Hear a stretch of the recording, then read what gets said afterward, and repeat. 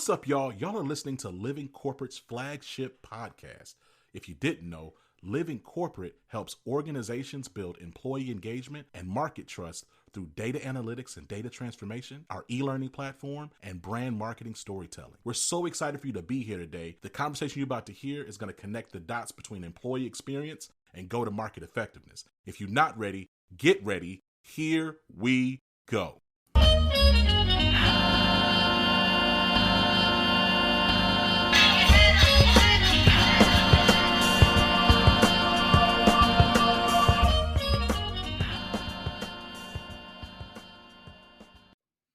Oh my gosh. This is kind of like this crazy moment where my fan life and my corporate interests run into each other. Emnny Salgado,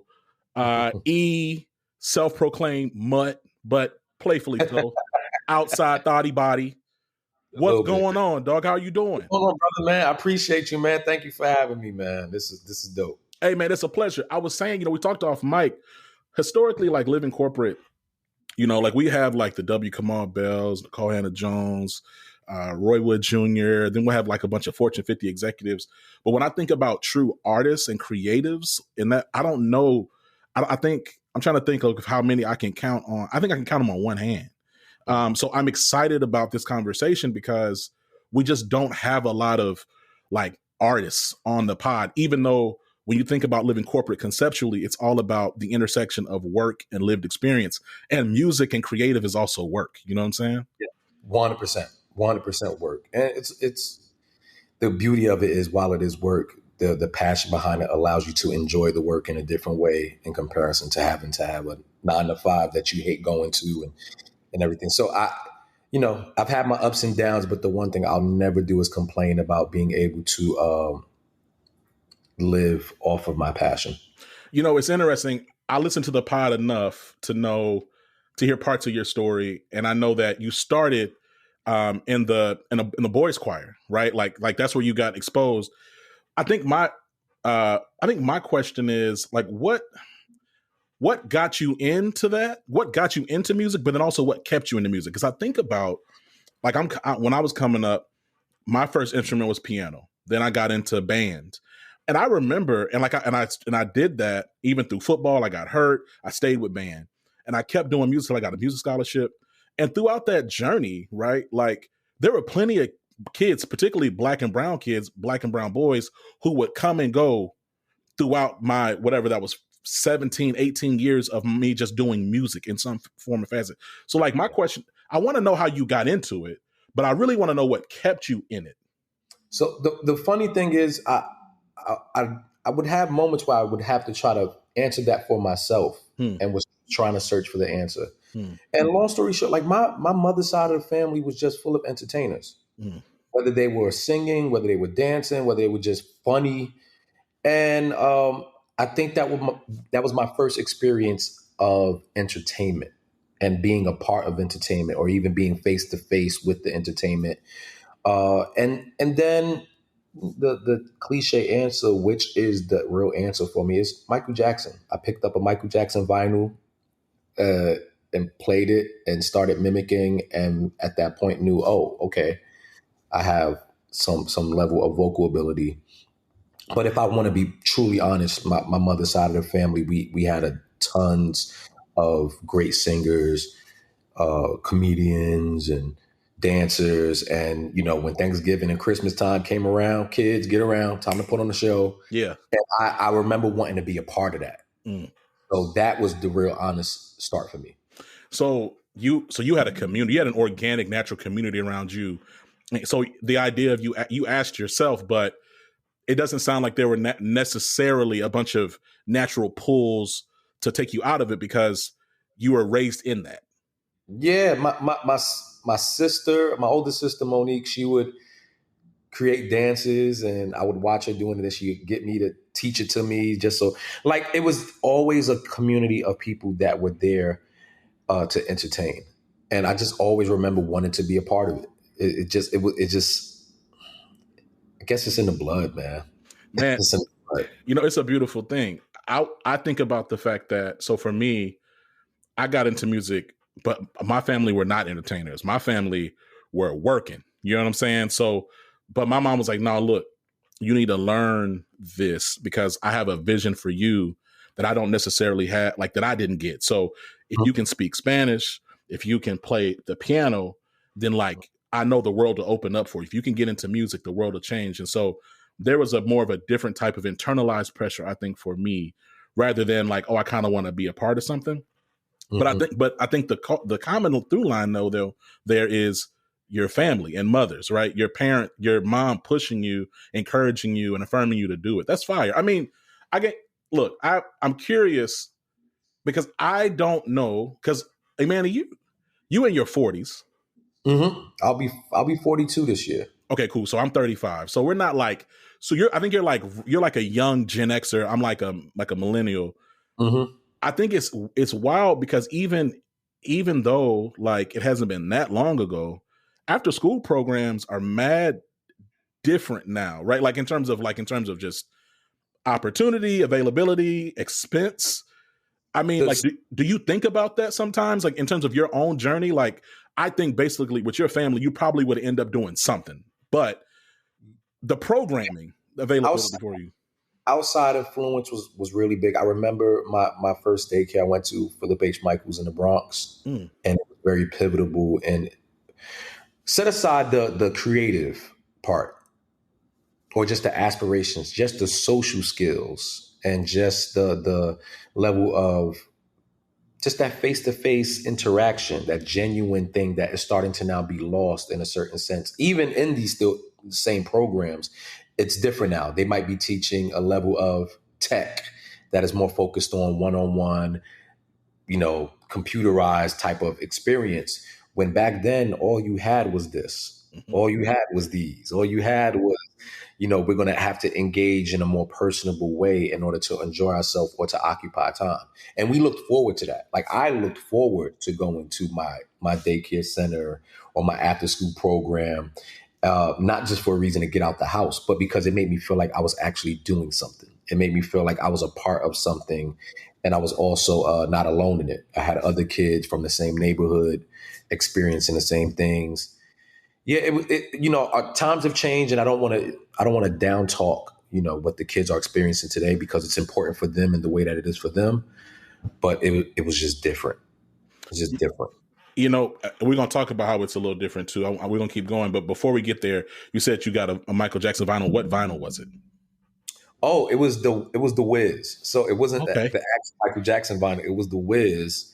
And it was a song, You Can't Win. And you saying You Can't Win as a kid? That song is not easy.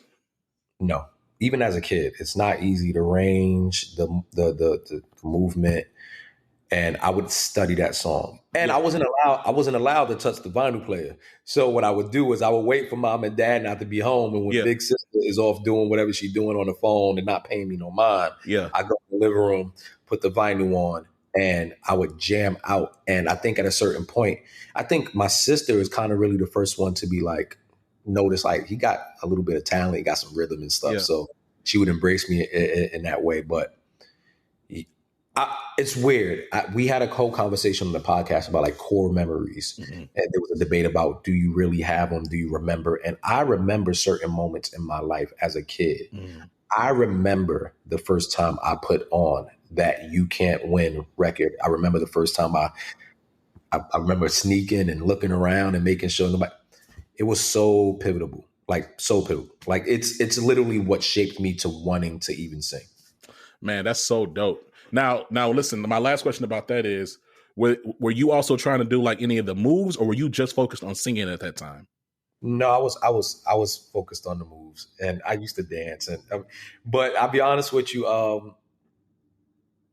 was good at it, but it was never like a focal point. The one thing I do appreciate about my growth within music, even as a kid, there was never a point I wanted to be like another artist. There was never a point like I could tell you almost anything you need to know about Michael Jackson. Yeah, I've studied him from childhood to the day he passed, and even after that, still study. But as an artist, I never wanted to be like him. I never wanted to be a dancer like he was. I never wanted to have to embody. I do think there's similar inflections in certain records that I might do, but I never wanted to be him. I just love the influence that he presented me with. Also, James Brown, and Prince, and Tina Turner, and just different people. Like, I just loved them as artists, as entertainers, and I just always wanted to be able to pick what I need to pick from it and be able to make it mine. So there's a difference, man, in being like inspired and I think like just straight swagger jacking, right? So, and that's dope. I think that also, I would say, without going like trying to put a therapy hat on, I would imagine the fact again that you already kind of knew who you were, even as a young kid, because of the community around you, that it was you maybe didn't have the same temptation to get lost in somebody else's identity, right? So, let's talk about it though in terms of like this music thing, because I remember being in high school, being in college, and seeing you, but I didn't realize, like, oh, and then I saw, because at first, I ain't gonna hold you, I thought, when I saw you first on the Joe Budden podcast, I thought you was that light-skinned dude from Living Single. Do you get that a lot? No. Nobody's ever told you that? What are you talking about? Never heard that. Nobody's told you that you look like that, man? No, I've heard John Legend. I've heard Tyga. I've heard dude from Soul Food. Hold on. That is the guy you're talking about. Maybe so. Hold on. Let me see. Hold on. It's the same guy. It's the same guy. You are talking about that guy. Yes, I've heard that. Okay. Because I was about Mel Jackson. I thought you were talking about Ovaltine. Come on, bro. I'm a black man. I'm not. We don't all look alike. But you and Mel Jackson? Okay, I've heard that before. Okay, I was about to say, because my eyes work, dog. So, but I remember though, there'd be music videos and things like that I would watch, and I would always see like this light skinned dude like singing falsetto. I'm like, yo, and so I just connected like, oh, that's Emnny. So like, it's interesting, man, because, and it's you take it for granted. I'm about to jump around you. It's like, you take certain eras for granted, because I remember being a little bit younger when Cisco dropped Thong Song, and I was a little kid. Now, at the time, I didn't really think Cisco was going crazy vocally, because in that era, everybody was singing, right? But like, when you fast forward to the day, like, and you go back and you listen to, like, for me anyway, when I go back and I take my ears now, I'm like, oh dang, like I was spoiled male R&B singing wise, because dang, this man is fire. I was in the arts. Well, I was in the Choir Academy of Harlem at the time, and it's a school of 500 kids, and it's co-ed, and it's from 5th grade to 12th. So that gives you an idea of how small it was. Like, our graduating class is no more than 30 kids. Okay, very tight knit school, full of singers, and at that time when Thong Song came out, we knew the skill that you needed to possess to get to that range, that to be able to belt in that way. Cisco was highly underrated. It's interesting to have to bring it. Cisco was highly underrated as a vocalist. That album that Thong Song was attached to is a classic in my book. Like, he was a singer, but also an entertainer, and he also wasn't afraid to kind of do some of the things that might have been deemed as corny. That are mainstream now. That are 100% mainstream. Got tats on their thighs now, Manny. That's nasty. But we're going to let them do what they do. Enjoy your life how you want to do it. But that is nasty. But no, I love...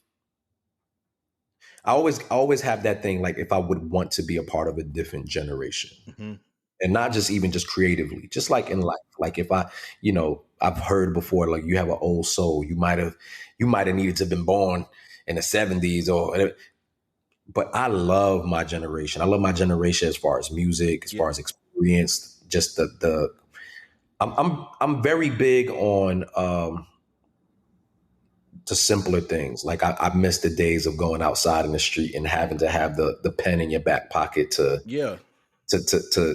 get a lady's number, or even just the thrill of waiting by the phone to wait for the phone call to come through, making sure nobody get on the phone because there ain't no call waiting just yet. Like, there was a certain energy and a certain appreciation for just the simple things and just life and real interaction that we take for granted now. I think I agree with you. And so going back to it just a bit, because when Cisco dropped that song, I was 10.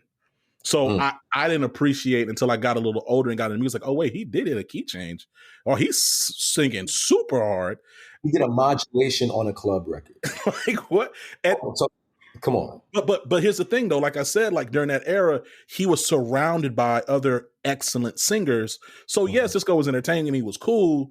But like, and I told somebody this, like, who was a little younger than me, right? I'm like, listen, if you drop Cisco, like the talent in today's era, he's got everybody wiped down. Like, ask somebody of this generation, and there are people who are vocal. Like Luke James to me is a vocal beast, right?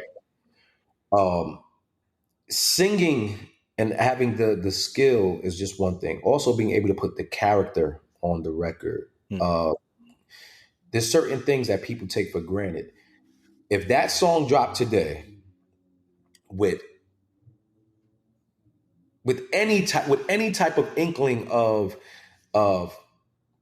still cool attached to it, because I do think that just the thong song name was a little corny, but let's just say you don't remove let's just say you remove the corny from it. You just drop it off in today's landscape of music. Yeah.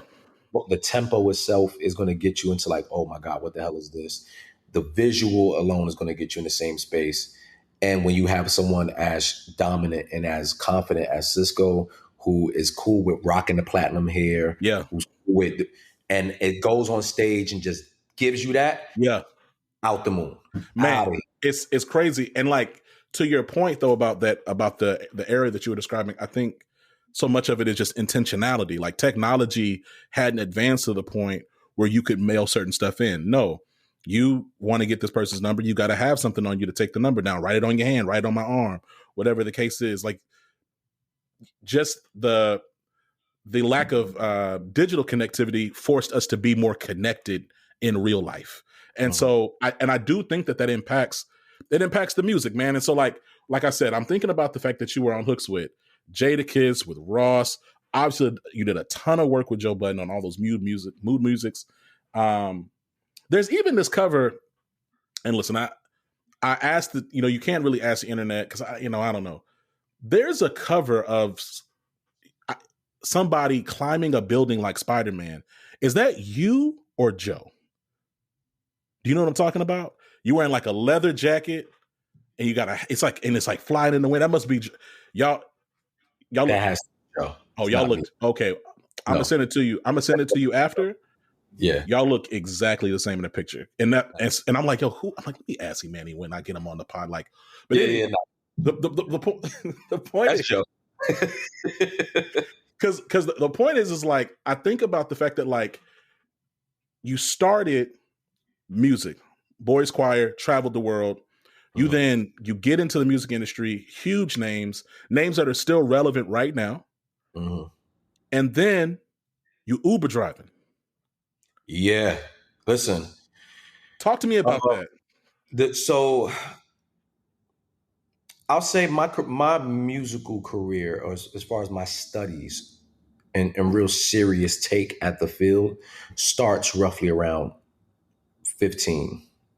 Before that I had performed and traveled with the group. But as far as like really thinking, okay, I might have a real career and shot at this, started at around 15. And when it started at the work ethic was there. Like we worked, we rehearsed, we did a lot of just preparation, but we also had a level of glamour that was attached to it because we already came from a school with a very prominent name. We never had to do like the talent shows, and like we were getting booked. Like from day one, we getting booked. We were like, there was a cachet already attached to us as being members from the Boys Club Harlem. So I instantly, felt like, okay, this is how it goes. This is how things are going to go. And then at a certain point that stopped, and then I was left alone. And the one thing I've funny enough, when people speak to me about just what my outlook on my career was supposed to be, I never had a vision of me being a solo artist. And I don't think I've said that enough. I never thought I was going to be a solo artist. I never even really kind of aspired to be a solo artist. Like I was always so used to like the family unit thing, or being a part of a group, being a part of a choir. Even when I had a moment where I thought I was going to be the sixth member of Bone Thugs and Harmony, because me and my cousin, we rapped just like them, and we rapped together. It was so when the group ended and I was left alone, it was like, okay, I don't know, like, what do I do with all this information? What do I do with this resume? I was like, all right, well, I guess I'm going to continue to build on it, and that took time to build. And then at a certain point, I started working with other people and started to see results, but the results were just namesake. They didn't equate to finance because I really didn't know the business, and I had no one to really teach me the business. Okay. So, I had some moments where it was like great years where I just lucked up and ended up in great situations, and the talent was getting me far enough to where I could sustain. But then, anybody tell you hard work will always outbeat talent in this industry. And I just didn't know. Yeah. I just know what I didn't know. I didn't know I was ignorant to just certain aspects of how this business works. I just always worked off the mindset. If I talented and I really show my talent and I'm confident in it, something to pan out. And it just didn't work. So at a certain point when I felt like I reached my ceiling in New York, I moved to LA. And was like, I'm going to get a fresh start and try to figure this out. And boom, boom, boom. And, LA is where everybody's at. And I got to LA and it was like, who are you? Like, no. Like, get to the back of the line. There's about 7,000 other imports who do exactly what you do. And you got to wait your turn. And at that point, you kind of just like, yo, all right, I got to eat. I got to figure it out. I sadly enough, a high school dropout. So I didn't have a diploma. I didn't have a GED. I didn't have anything else to fall back on but my experiences and my talent. And that led me to be like, all right, Uber's right there. Time to get in this Uber.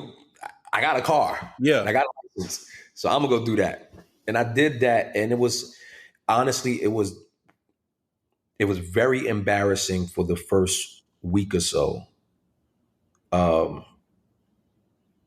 But there was a beauty in it in the sense that it humbled me. It gave me true perspective of what this industry looks like and what it would take for me to really make it in this industry. Yeah. And also, I liked knowing that no matter what, just as a man, no matter what was going to happen in life, I was going to make sure that I was okay and able to do the things I needed to do as a man to sustain. Passion aside. Yeah. You talked about you having like good years, bad years, not necessarily knowing the business. Like, break it down for like, for me, hell, but also for the audience, like, because I think about like outside looking in, there's a couple ways to do it, right? Especially like if you're a singer, it's like you can kind of do like a bunch of brown paper bag deals. You could obviously do the independent thing. You could try to sign with a label, a major, get it work through your advance and kind of let that sustain, and maybe you tour. Like, at what, without literally getting into your business, like, if you could do it again, like that season where you were the feature guy, where you were the hook guy, what would you do different on the business side? I definitely would have surrounded myself with people who were clearly the better option in business, and remove some of the friendship and remove some of the entitlement that I felt I had to certain people and certain allegiances.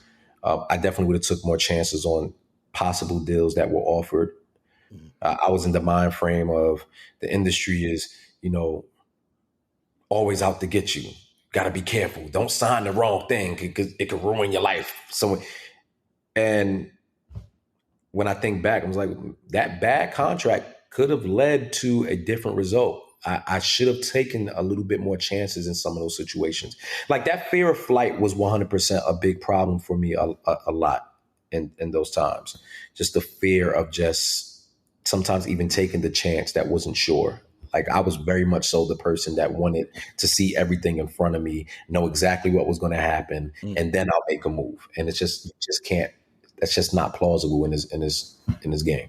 I mean, it's not really plausible, period. To your point, you know what I'm saying? Like, at all. And like, to your point, man, like, I'll never forget when guys think about just how much life has happened. But I remember when Joe was yelling at Yachty about if he's in a 360 or not, right? And I was talking to all of my friends at this time. I think I was like 25. I don't know. I was in my early 20s. I remember when that Complex thing dropped. And finally at one, like something hit me and I said, hey man, I'm gonna be honest with you. A 360 deal is probably one of the most, a life-changing great deal for like 99% of people. Depending on the artist, depending on the situation, depending on, a 360 deal is probably what most people would need at this point. Like, unless you come into the table with some leverage, unless you come into the table, like, yeah, take that deal. Learn. Work outside of that, still build your brand. Like, people really lose sight of the fact that labels are banks at this point. It's a loan. And you're lucky if you actually start to be able to build relationships with the tellers or with the CEO, right, or with, the branch manager. Like, great. If you get those relationships, perfect. Do not depend on it. Like, they're in the business of turning a profit. They're in the business of, I gave you X amount. This is what we expect back. If you do not bring this back, then don't ask me for nothing else. Yeah, and that's business. So as much as we like, don't get me wrong, there is language and there is miseducation that is very predatory towards artists. But that's why now I'm very big on just preaching to artists and anybody that's looking to get into learn your business. Yeah. Take the time to learn the business, the ins and outs. If you are the artist, be as much as an artist on your own time, but also take time to think from the business owner's mindset. Yeah. So that's personalize. You don't personalize what the business is doing to you. The one thing that messed me up is I personalized everything that the business was doing, to the point where it affected me wanting to even do music.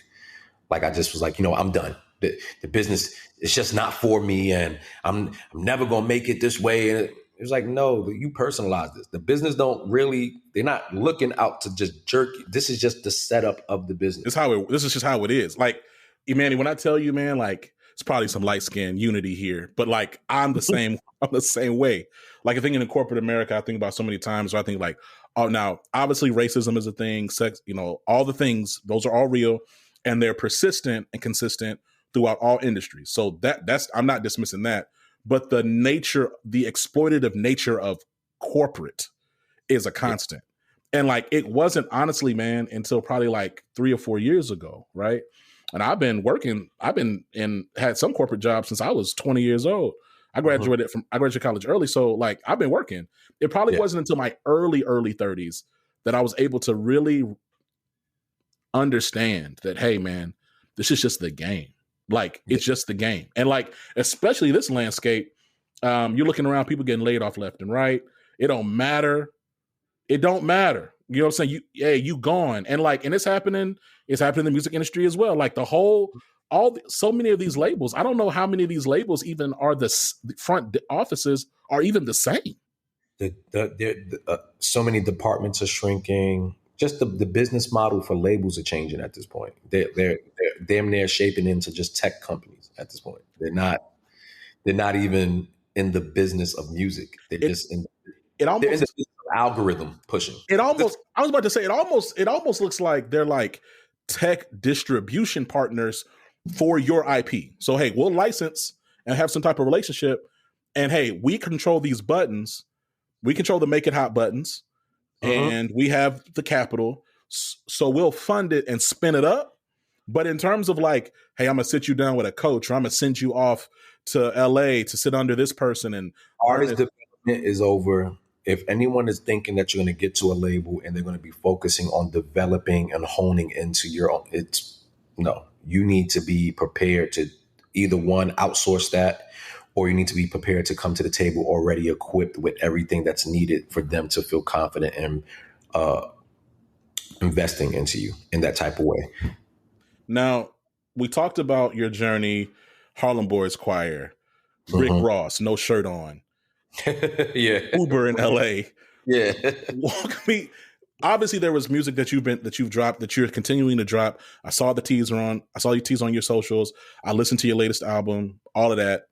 But there was I really want to understand what it looked like for you to integrate into the pod. And I'm sure that other people have asked. I don't care. I'ma ask. Like, what did that look like? And I think the double thing I want to ask here is, because your relationships, you've had relationships for a while, right? Like, were you and Maul in the Harlem Boys Choir at the same time? Yeah. Y'all were singing together. Yeah. So you knew Maul already. I know you've alluded to y'all was together in high school. Mm-hmm. You obviously had a relationship with Joe. Yep. Go ahead. Like, what did that look like? Like you was just in LA Ubering. Joe called you, say, I need a favor. Like, oh, so funny enough, as far as getting integrated with this version of the pod, that just happened to be happenstance. Me now living back in New York, moving to Jersey, and in the midst of me traveling throughout my day and working and running around, hustling, bustling, I would just stop by the pod and go chill with my friends and go. I watch the pod. So what better way to watch the pod than to be able to sit there and watch the pod? Mm. So I would just do that just on a humbug. And there's been moments where he's called and then asked me, yo, come up and chill and get on a show, and I've done it. And then there's been moments where I was like, I can't do it. But I always had people don't know I had aspirations of doing a podcast, and I did one back in 2013. It's called The Box Office. And it was me, my people, Sophie, another young lady by the name of Wilma, Ice, and Maul. So we had a podcast all together at that point, and this is before we really understood what the landscape was going to become. Very fresh, and we didn't stick to it. There was no real funding behind it. Salutes to Sirius XM and Shrink Rap Media. They were the ones that were really giving us the platform to do so and giving us the studio time and everything for free. And we dropped the ball. So that was 2013. And at that point, I always said I wanted to do some level of conversation pieces and things like that. I didn't think that it would be the same type of podcast that like Joe started doing and anything like that. But yeah, it just naturally flowed into me just being a part of the pod. And because we have I don't think anything shouldn't be spoken to the fact that we just have the relationship we have. So yes, integrating me is probably easier than a lot of other people because we have relationship, we have a level of equity there and stories that can be told that will be deemed interesting. He already knows my point of view. I know his. We don't have to play off of each other when it comes to jokes. So it's a very easy integration for him. And also with Ice and Parks and Ish, I had already known them, so the rapport was already there to easily be able to fit into this space and know my role. Yeah, but yeah, keep going. Yeah, it was really kind of I do think for everybody involved a no-brainer. It's like he's here, and why would we not? If we're looking to grow this business, why would we look elsewhere instead of looking into the people that you're already familiar with, who you know can present you with the talent that you need? You know, what's interesting, some of it is probably, my people from Mississippi, I'm a Southern dude. It might be just the culture of New York. It's interesting because when y'all be talking up there and like going at each other, to me, like if you put like Southern sensibilities on that, I'm like, oh, they about to shoot each other. I'm like, oh, y'all about to go crazy. And yet, you know, y'all move on. It's cool. I know cats make fun of you, like, you know, when you get vulnerable or you try to be authentic for a moment, your lips stick out. They be acting like you some type of bubble bass. You and I have actually similar sized lips. It's just that everything on me is bigger than you. So like, I think yours just go a little crazier. But like, I'm curious, like, how do you balance vulnerability with like entertainment and also like not deteriorating relationship up there, right? I've heard other places, you know, you've had your one-on-ones out, you know, off mic. Like, what does that look like? And are you really, is it a cerebral thing, or like, is this something that you're actively trying to think about and manage, or do you just kind of go with the flow podcast to podcast? I'm very clear in telling people that I am an emotional person. I'm an emotional guy. There are moments where I think maybe I know. I take certain things to heart that probably aren't that serious. But if I'm being completely honest, I am very good at acting. And I don't think I'm so good at acting that if I think the greatest skill, and there's another thing I learned from Michael. The greatest skill that I've picked up as an entertainer is to be able to get across the total opposite of what I'm feeling in the moment.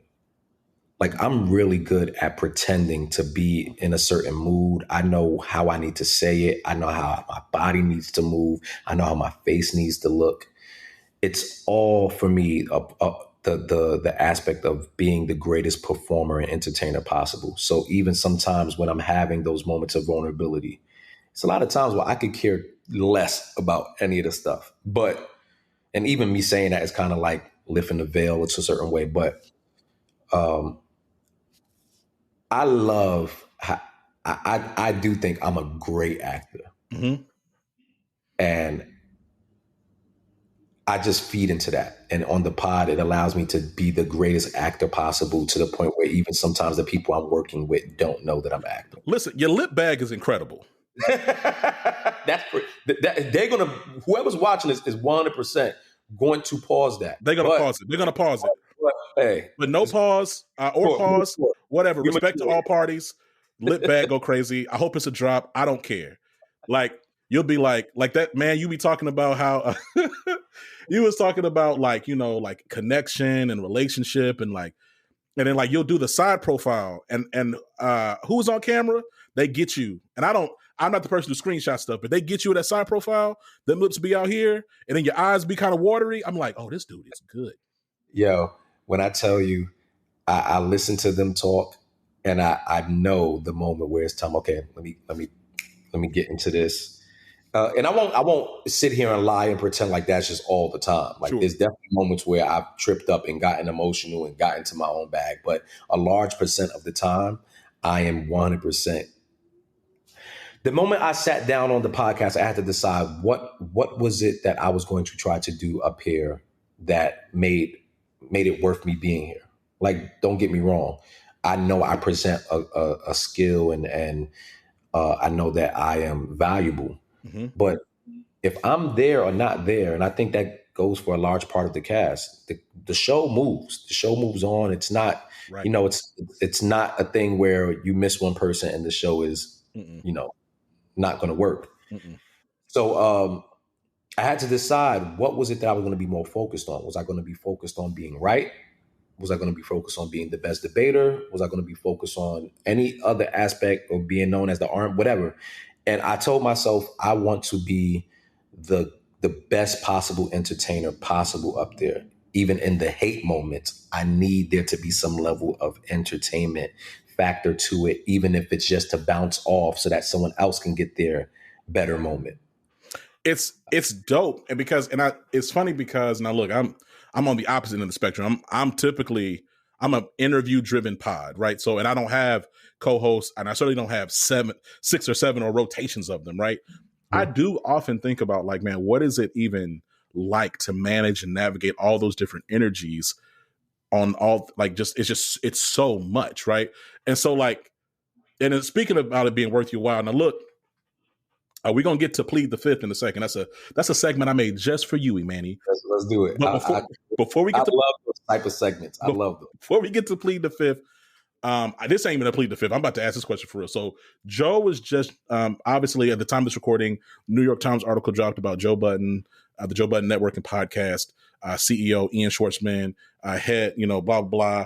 Joe Budden killing it, on pace to make $20 million. And then he dropped a little nugget about $1.5 million across his co-hosting, his contractor co-hosts. And you weren't mentioned, but he made a point in today's pod, which dropped last night. If you're Patroni, no ad, that you were included in that because they didn't say your name in the article, but he was like, no, Emnny also. So, there's been like math going on of that 1.5, like where the splits are at. Is it fair to say that you're comfortable with your split of that 1.5? Yeah, more than comfortable. And you want.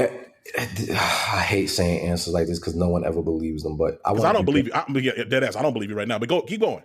I want to be very clear.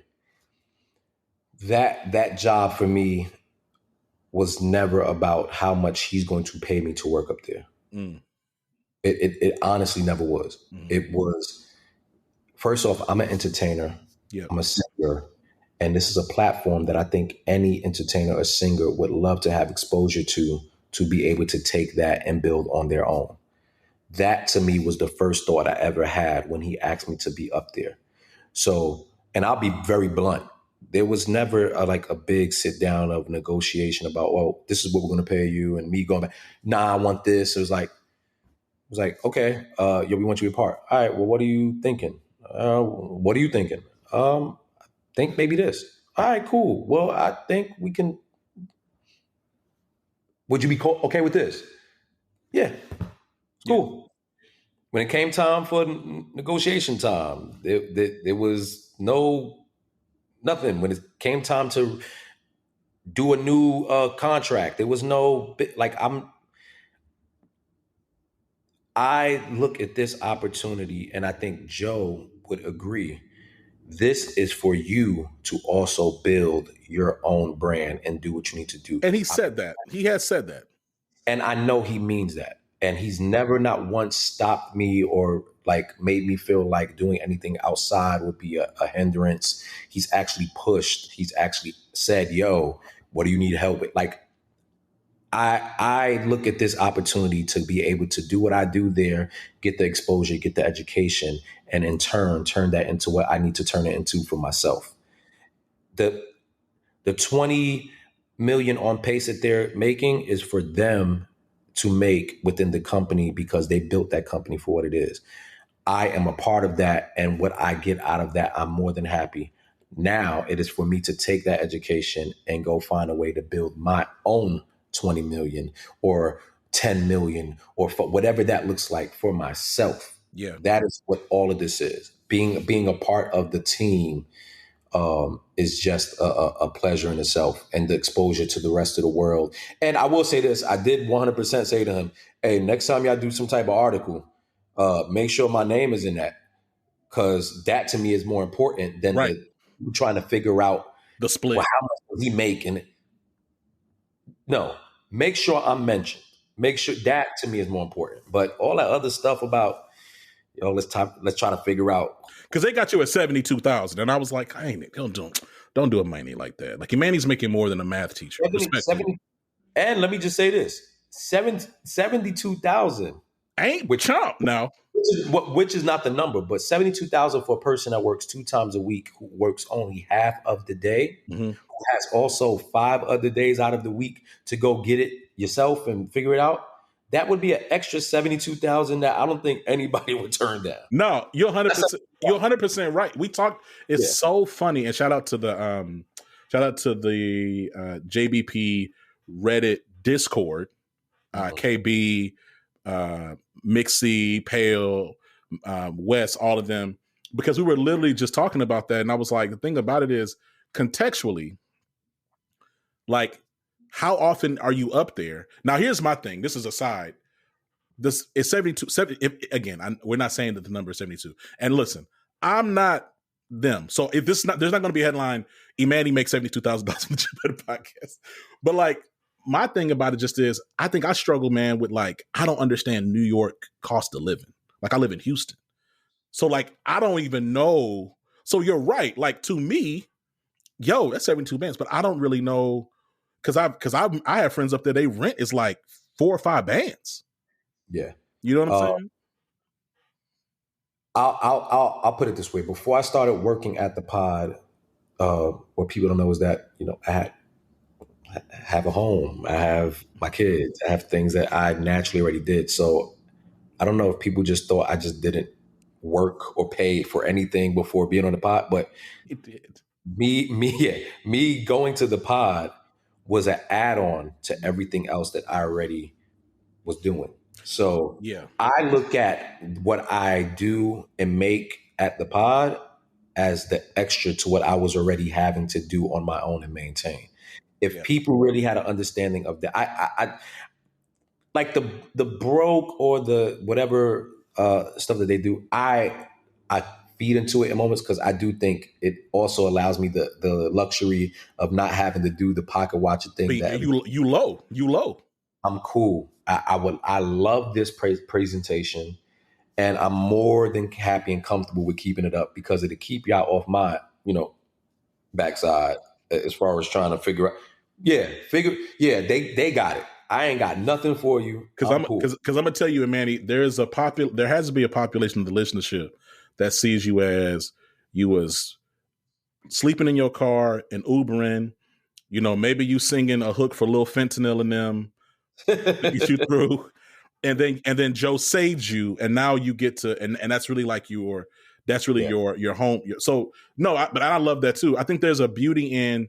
And that goes back into just like being at peace with who you are, right? Because I can see somebody really insecure getting upset about that and finding the need to like try to flex and be like, well, no, actually, I'm good. Look at all this money I got or whatever the case. But you know what, even the weird part in that, let's just say that is true. Let's just say that. Let's go with that. Mm-hmm. There would still be a beauty in having a friend being able to employ you in a way to help you out of a rut or like, that there's no downside to that. Like for the most part, most of the people talking, if we just take just the average income of just the average American, most people aren't doing that great. No. Most people aren't. No. So most of the people talking, if we just went off average and just off percentages and statistics, most of the people talking are not doing well themselves. Facts. So if you already have that perception of me, cool. It is a blessing to be able to say that I always stuck with, if you think my friend is the person doing this, and great, then you need to go find a friend like that too, so that maybe your life might be a little better than what it. Yeah, like I don't look at that as shameful. I don't look at that as embarrassing. If the day ever came where I was really in a rut and really needed that help, it's great to know that I have someone that I can lean on who will help me get back to my spot. Like, There's people today who are millionaires who have the accolades, who always speak to, like Teddy Riley has had moments where he talked about having hits and plaques and all these different things and working with Michael Jackson, and then having to file for bankruptcy and having a loan, borrow money from like people go through things, and it's a blessing to be able to say, my friend who I saw go through the same struggle is now in a space where he can employ his friends and not ever have to have them go through the same things that he went through. So yeah, even in that logic, I'm kind of like, there's no embarrassment in that. I think that's fly. And I think that perspective is important. Like keeping that relative perspective goes back to what I was saying about the 360s. Do I personally think you should be in a 360 for your whole life, whole career? No. But do I think if you come off the street, you don't know anything, and you got a 360 for a couple of years where you can learn? Hey, yo, I think that's fly. And I think that there is, when you talk about the average person, I think like social media kind of gets us hyped up thinking it jacks up it skews our perspective. Right. And so you're 100% right. We have a broadcast that generates what it generates. And for the most part, outside of Mark and Mel, no one else up there has had any broadcast experience. No one has had any journalism experience. No one has ever even done a show like this before this. And Flip has done that for himself as well. But outside of those three people, you're talking about in experience as far as the field goal. You're talking to a very rookie cast that makes a nice penny to do this. I don't think anyone should complain. I don't. I've said that before, and that's my outlook. There's a popular clip of you and Ish going back and forth about it, about like what, like, is this hard work? And I think you kept contextualizing it in like, hey man, there's people out there busting they back to make pennies on these dollars. Like this is like I love the perspective, and I think it's important. I watched my father get up at 5 o'clock in the morning and go to NYU and work and bust his butt. He's a respiratory therapist. I watched him physically, work 5 days a week, mentally work 5 days a week, get home and have to do that level of work. And he made enough money to take care of his family, but my father never made the money I made, and he bust his ass. Yeah. And it would be disrespectful to work at a place, no matter how long I worked there, whether 10, 12 hours, to work somewhere for 2 days a week and to have the nerve to complain about the work I'm doing. Now, don't get me wrong. Outside of that space, I do other work. So yes, I'm able to say I work hard, but that space alone, that only requires me to be there twice a week for the amount that I'm making. It's a slap in the face to all the other people out here who, sadly enough, are under the poverty line or just making it and feel like, how dare you? Yeah.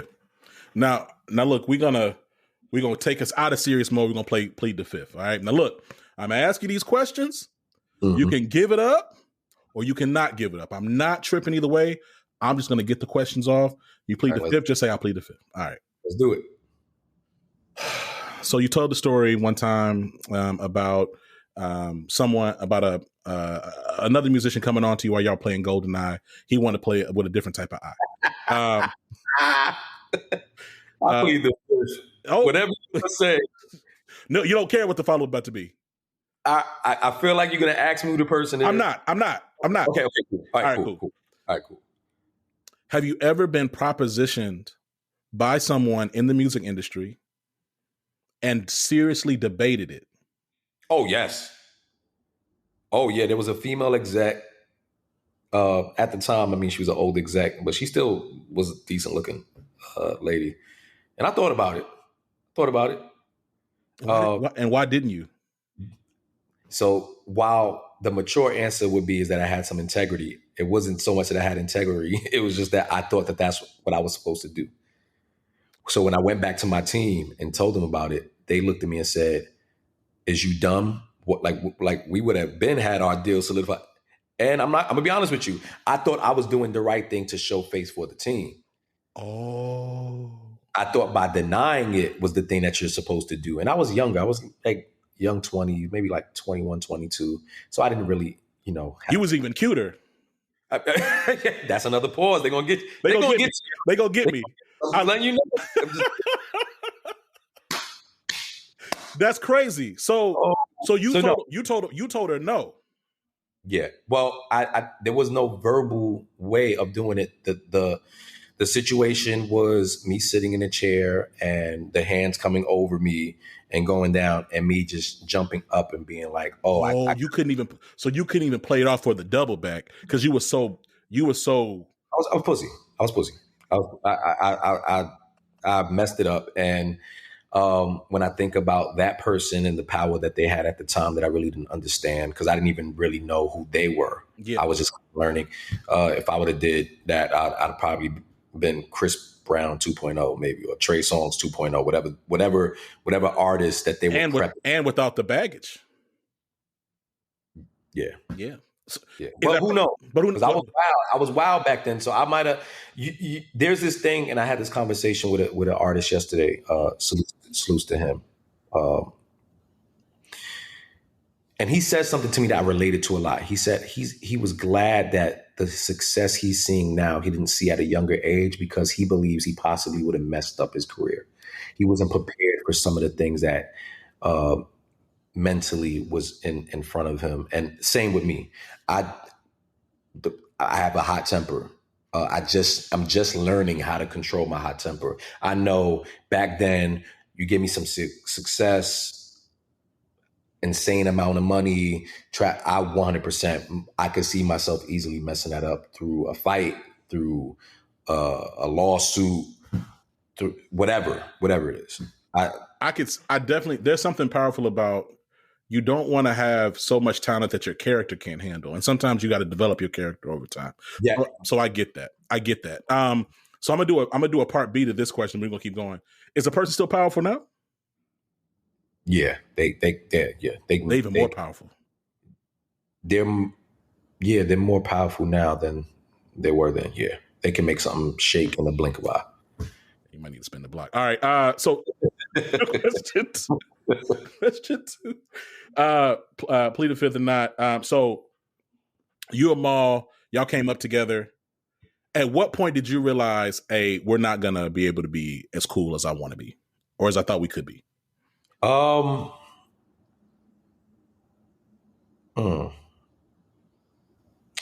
I want to answer this in a respectful way because I think as men, if you do have an issue with someone, and it's not an issue to the point where it's just like, F you, whatever, this and that.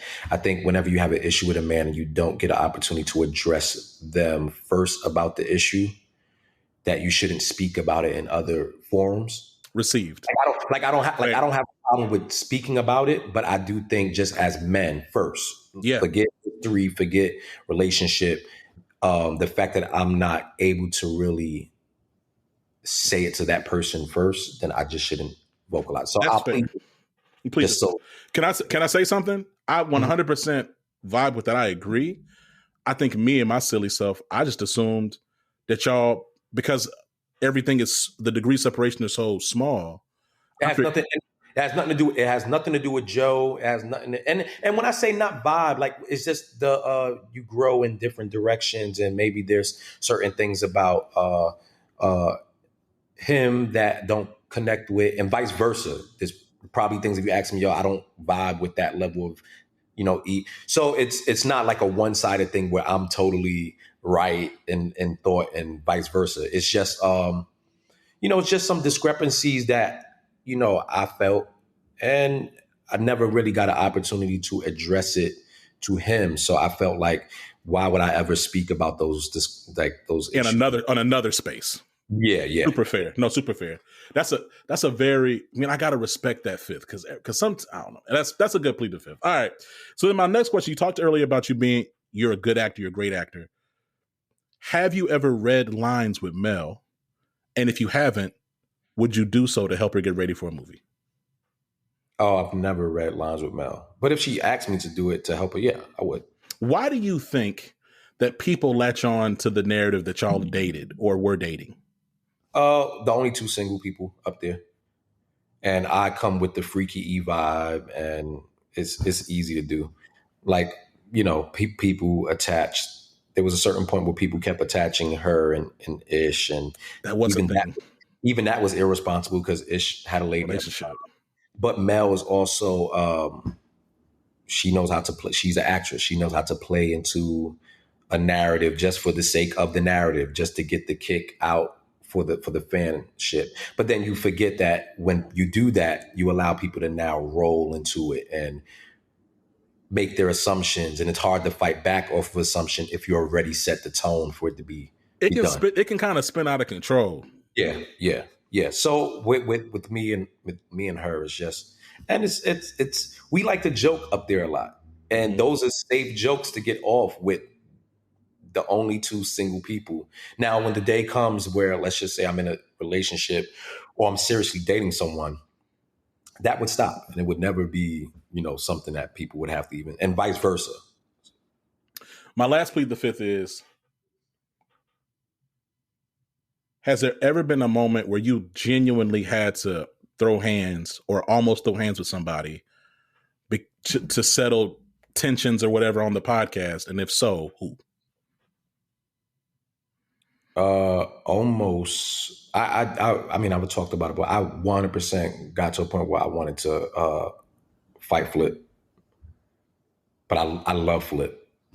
So, and in that moment, it was just me being immature. And Ish, there was a moment with Ish, but that was also another immature moment that we removed from the pod. Just me being in my ego, me being in a certain space, allowing also other personal things to influence how I address them. And some of the thing with Flip was kind of the jokes and how they're framed and how I'm also perceived off the pod based off of these jokes.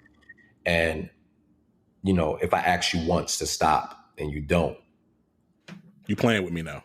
Now I feel like, yeah, which, after you have a honest conversation with the person, you can be like, I'm tripping. It's not that serious to where I ever feel like I need to have a physical interaction with you. But yeah, that was it. It's interesting because if I was to think about the various brands up there, I think you sit in a unique position because, like, coming into the pod, Joe's brand, Mel's brand, Mark is new, but Mark's brand, like, there's people who have an opportunity because their online influence outsides yours, and so their voice with the jokes that they make or whatever they can take on a different space and spin than maybe yours do, because people not necessarily gonna, like, your organic or wherever it was when y'all started isn't the same. So, like, I definitely can empathize with that. And it's interesting too, because when I think about people who are going through rebrands, it seems like if I was to think about I think you, Mel, and Flip have been verbose about, hey, I'm trying to do this thing now. I'm trying to navigate this thing now. I know y'all may know me from this or assumed I was a way because of what y'all saw me on this space or in this platform or whatever publication. But now in this new era, this new season of my life, I'm trying to do this. And so I think I could see and understand, because each of y'all have had, whether they're acting or not, moments, I believe, where it's like, hey, come on, stop. I'm trying to do no. We've definitely had serious moments where that's been a case and not just a thing for entertainment's sake. The one thing I always try to acknowledge is that I've never felt like I had a brand. I've been known. I might be popular to certain people. I might be a celebrity to someone's eyes.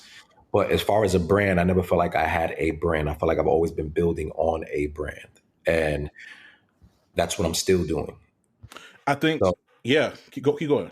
So for me, that was very important. And with this level of eyes on me now, where for a lot of the world, this is their first introduction to me. A lot of people had no clue I even did music before this. I need to be very careful about what I think or what I allow people to think of my growing of the brand at this point. So if you had enough knowledge of me in the past when it came to music, a lot of people just associated, my sound or my music with Freaky Bedroom and Freaky E or whatever it is, right? She might be young, but she's ready. Yeah, all those different things. And I'm 41, I'll be 42.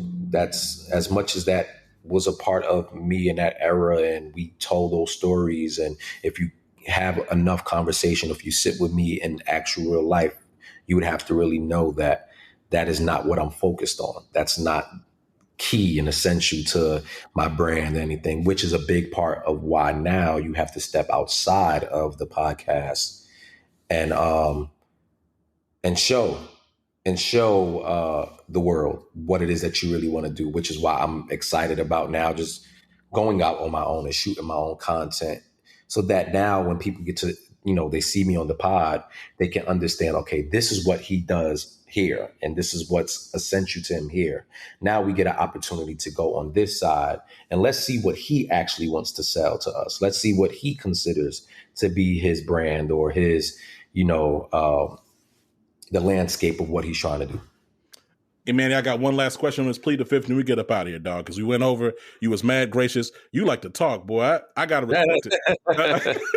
So, we were in another space, not on mic, and we were talking about, like, the state of R&B music. And we had a conversation and I said, hey, the real challenge I think today is, so the Black church has changed so much over the past 50, 60 years. And even in the last 10, 15 years, especially after COVID, that a lot of cats that we hear and stuff today genuinely cannot sing, right? And that might sound like hate, but they can't sing in the same ways that, like, Peebo Bryson could sing, right? So my last plead the fifth for you is, back when you was doing music or whatever, was there anybody that you thought, man, they can really sing, and you heard them, or they went to a studio with them, and you realized, yo, this nigga cannot sing for real?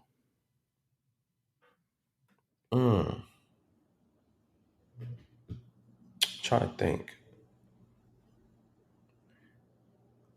I'm pretty sure there are a few people, but they're probably not known at this point. Okay. They didn't make it. I'm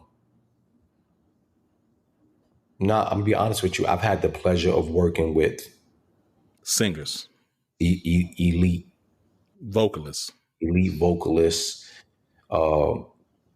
people who would intimidate you.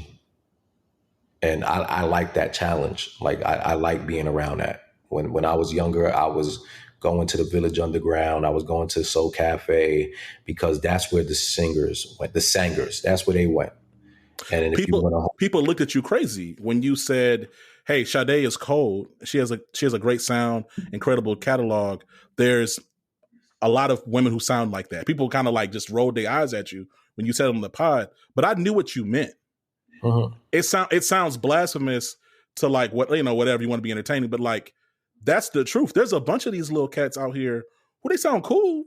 A lot of people knew what I meant, but the problem is that there's just certain people in musical history that you're just not allowed to talk about in any type of way and not be able to criticize, because who are you to criticize? There's just certain people.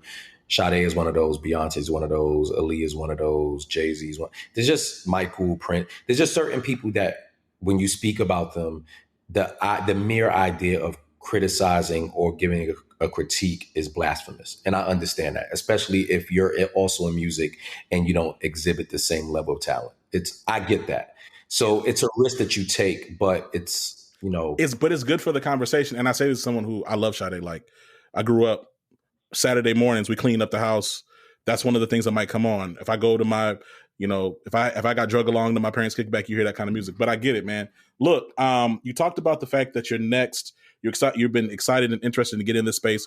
You were doing this work 12 years ago, 2013, in this space.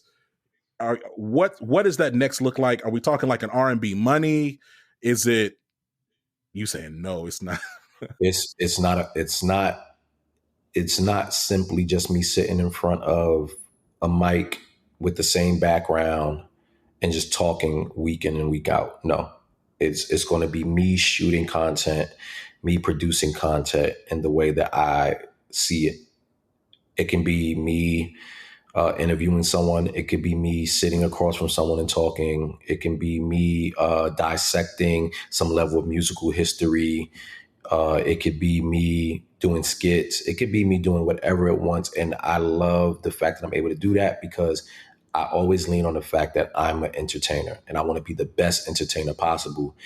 Who knows? There could be a day where I hone my skills so much that I'm now sitting in front and hosting a night show or, wanting to host award shows. I want to leave the room open to do whatever entertainment is going to call on me to do. And that is what I'm using this platform to do, to exhibit those skills. So yeah, I've done it in music. I've done it on stages. I've done it now on the pod in a certain form. This is a world for me to do whatever I want to do. And the people who enjoy it can come along for the ride. And the people who don't and only want to hear me on the pod, they'll hear me there. The people that only want to hear me sing, you'll hear me there. But yeah, this is my own world to do me. Yo, it's been Emnny Salgado, father, musician, creative, podcaster, solid brother. Thank you so much, Emnny. I appreciate you being on the show. I appreciate you, man. Before I let you go, where can people get at you? We're gonna put all the links in the show notes, but I give you your green field to do that. Emnny Music everywhere. I know a lot of people are used to calling me Imani. That's fine. You can call me that as well. But Emnny Music, whichever one you want to pick. And reach out to me. I'm easy to find. And you do reply to your emails eventually. Yes, I do. It takes some time because they come through, and after a while, I get annoyed seeing the red sign showing that I got 102 new emails. So eventually, I do go through it. But you like it for real? Okay, I get it, Manny. I appreciate you. We will talk soon, bro. Peace. Thank you, brother. Appreciate you, man. Living Corporate is a podcast by Living Corporate LLC. Our logo was designed by David Dawkins. Our theme music was produced by Ken Brown. Additional music production by Antoine Franklin for Musical Elevation. Post-production is handled by Jeremy Jackson. Got a topic suggestion? Email us at livingcorporatepodcast@gmail.com. You can find us online on Twitter, Facebook, Instagram, and living-corporate.com. Thanks for listening. Stay tuned.